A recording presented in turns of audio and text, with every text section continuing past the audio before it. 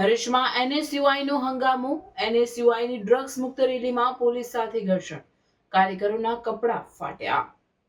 ભરૂચ શહેરમાં આજે એનએસયુઆઈ દ્વારા આયોજિત ડ્રગ્સ મુક્ત ભારત રેલી દરમિયાન ભારે હંગામો સર્જાયો। રેલી દરમિયાન પોલીસ અને કોંગ્રેસ સમર્થિત એનએસયુઆઈના કાર્યકરો વચ્ચે ઘર્ષણ થતા પરિસ્થિતિ તણાવપૂર્ણ બની ગઈ હતી। પ્રાપ્ત માહિતી અનુસાર એનએસયુઆઈ દ્વારા યુવાઓને નશાની લતથી દૂર રાખવા અને ડ્રગ્સના વધતા વેપાર સામે અવાજ ઉઠાવવા માટે રેલીનું આયોજન કરવામાં આવ્યું હતું। રેલી શહેરના મુખ્ય માર્ગો પરથી પસાર થતી હતી। તે દરમિયાન પોલીસ દ્વારા રોકટોક કરવામાં આવી હતી। આ દરમિયાન કાર્યકરો અને પોલીસ વચ્ચે બોલાચાલી શરૂ થઈ, જે બાદ ધક્કામુક્કી અને ઘર્ષણમાં ફેરવાઈ ગઈ। ઘર્ષણ દરમિયાન કેટલાક કાર્યકરોના કપડાં ફાટી ગયા હોવાનું સામે આવ્યું છે। ઘટના સ્થળે ભારે અફરાતફરી જોવા મળી હતી।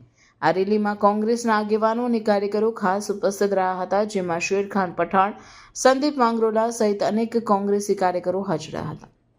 કાર્યકરોએ પોલીસ પર આક્ષેપ કર્યો કે લોકશાહી રીતે યોજાયેલી રેલીને બળજબરીથી અટકાવવામાં આવી હતી, જ્યારે બીજી તરફ પોલીસે કાયદો અને વ્યવસ્થા જળવાઈ રહે તે માટે કાર્યવાહી કરી હોવાનું જણાવ્યું છે।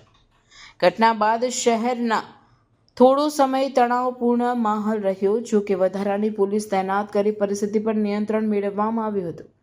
એનએસયુઆઈ અને કોંગ્રેસના આગેવાનો દ્વારા આ મામલે ઉચ્ચ અધિકારીઓ સમક્ષ રજૂઆત કરવાની પણ તૈયારી દર્શાવવામાં આવી છે। હાલ સમગ્ર ઘટનાની તપાસ ચાલુ છે। રિપોર્ટર રવિ સૈયદ, ભરૂચ।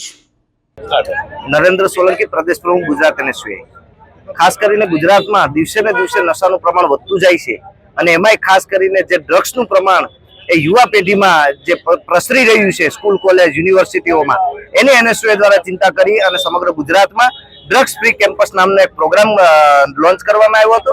તેના જ માધ્યમથી આજે ભરૂચ ખાતે પણ વિદ્યાર્થીઓની ઉપસ્થિતિમાં આ રેલીનું એક આયોજન કરવામાં આવ્યું છે। સરકારને આજે વિનંતી કરીએ છીએ કે ગુજરાતમાં જે યુવા પેઢી બરબાદ થઈ રહી છે તેને બચાવવા માટે હવે સરકારે આગળ આવવું પડશે, પોલીસ વિભાગે આગળ આવવું પડશે। લાખો કરોડો રૂપિયાનું જેટલું ડ્રગ્સ જે પકડાય છે, આપણે સૌ જાણીએ છીએ કે જેટલું પકડાય એના કરતા વધારે માત્રામાં વેચાય પણ છે। હમણાં તાજેતરની વાત છે, ભરૂચમાં પણ જીઆઈડીસી માંથી કરોડો રૂપિયાનું ડ્રગ્સ પકડાણું છે। તો ક્યાંક ને ક્યાંક સમગ્ર ગુજરાત માટે આ ચિંતાનો વિષય છે અને જે યુવા પેઢી અત્યારે બરબાદ થઈ રહી છે તેને બચાવવા માટેનું એક એનએસયુઆઈ દ્વારા મુહિમ ચાલુ કરવામાં આવી છે અને તેના જ માધ્યમથી આજે ભરૂચમાં આ પ્રોગ્રામ કરવામાં આવ્યો છે।